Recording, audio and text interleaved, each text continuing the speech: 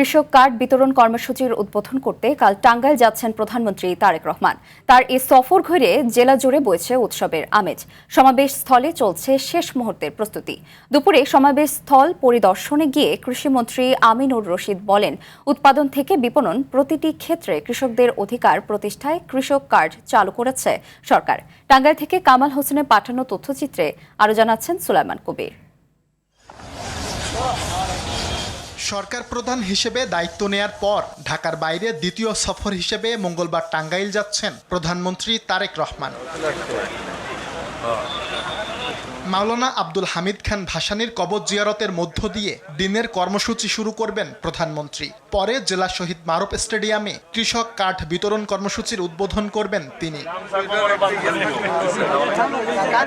প্রধানমন্ত্রীর এ সফর ঘিরে জেলা জুড়ে বইছে উৎসবের আমেজ।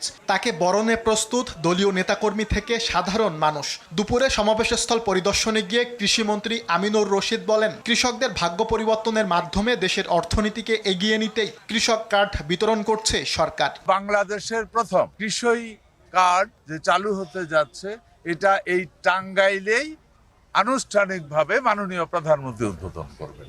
এই কারণে আগামীকাল টাঙ্গাইলের জন্য বা সারা বাংলাদেশের জন্য এটা একটা ঐতিহাসিক দিন। এ সময় কৃষকদের ভাগ্য উন্নয়নের লক্ষ্যেই প্রধানমন্ত্রী তারেক রহমান এমন ব্যতিক্রমী উদ্যোগ নিয়েছেন বলে জানান অন্যান্য প্রতিমন্ত্রীরা। কৃষক কার্ড উদ্বোধন হচ্ছে, এটি বাংলাদেশের জন্য গর্বের বিষয় এবং এই জন্য টাঙ্গাইলের মানুষ তো অনেক ভাগ্যবান যে মাননীয় প্রধানমন্ত্রী কালকে এই জায়গাতে উদ্বোধন করবেন। তারেক রহমানের এ সফর ঘিরে সমাবেশ স্থলে 4 স্তরের নিরাপত্তা ব্যবস্থার কথা জানিয়েছে প্রশাসন। আমরা সর্বোচ্চ নিরাপত্তার ব্যবস্থা করছি, আশা করছি সকল কিছুই আপনার স্বাভাবিকভাবে আমরা সম্পন্ন করতে পারব।